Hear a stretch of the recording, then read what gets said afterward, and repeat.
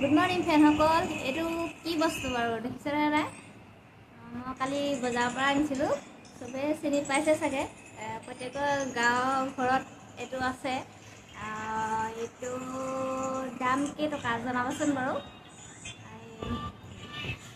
ছোৱালীসকলক কৈছোঁ, সকলোকে কোৱা নাই দেই, গাঁৱৰ ছোৱালীসকলক কৈছোঁ, আপোনালোকে যদি বিয়া সোমাব বিচাৰে তেতিয়াহ'লে সদায় গাঁৱৰ ল'ৰাৰ লগত বিয়া সোমাওক। কাৰণ গাঁৱৰ ল'ৰাত লগত বিয়া সোমালে যিখিনি সুখ পাব, কিন্তু টাউনীয়া ল'ৰাৰ লগত সুখ পাব, ফূৰ্তিত থাকিব পাৰিব, চোলা কাপোৰ ধুনীয়াকৈ পিন্ধিব পাৰিব, বা টাউনত ওলাই যাব পাৰিব, ৰুমত আবদ্ধ হৈ থাকিব পাৰিব, কিন্তু গাঁৱৰ পৰিৱেশটো কেতিয়াও পোৱা নাযায়। সদায় সেইকাৰণে টাউনীয়া ল'ৰাতকৈ গাঁৱৰ ল'ৰাৰ লগতহে বিয়া সোমাওক। কিন্তু গাঁৱৰ পৰিৱেশটো যিমান ধুনীয়া, প্ৰকৃতি মনোমোহা, কিন্তু টাউনৰ পৰিৱেশটো ধুনীয়া যদিও কিন্তু পিঞ্জৰাত আবদ্ধ হৈ থকা নিচিনা লাগে।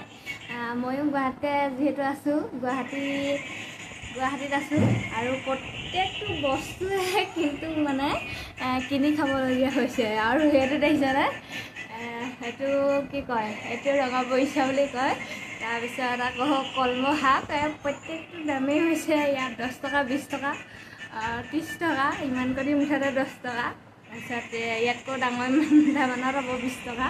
তাৰপিছত সেইবিলাক কিনি খাবলগীয়া হৈছে। তেতিয়া ঘৰত কিন্তু লাগি থাকিলে কওঁ যে মাহঁতক, বাহঁতক দি দে বা ওচৰ চুবুৰীয়াক দি দে, কিন্তু ইয়াত মানে ভাবিলে আচৰিত লাগে, কিনি খাবলগীয়া হৈছে। প্ৰত্যেকটো বস্তুৰ দামেই 10 টকা, 20 টকা, 30 টকা, ইমান দাম মানে ক'বলৈ বাকী নাই আৰু।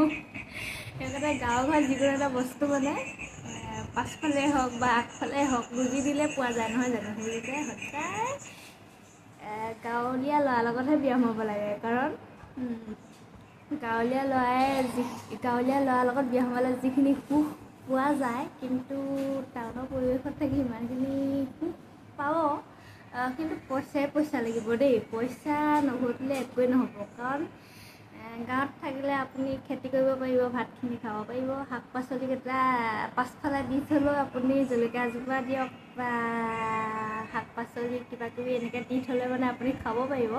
কিন্তু টাউনৰ ঘৰত ইম্পচিবল, পইচা লাগিব। আজি যদি আপুনি ঘটিবলৈ যায় তেতিয়াহে আপুনি কিবা এটা খাবলৈ পাব, চাউল মুঠি খাবলৈ পাব। কিন্তু গাঁৱৰ ঘৰত তেনেকুৱা নহয় দেই, আপুনি খেতি কৰিলেও সেয়াই ভাতখিনি খাব পাৰিব।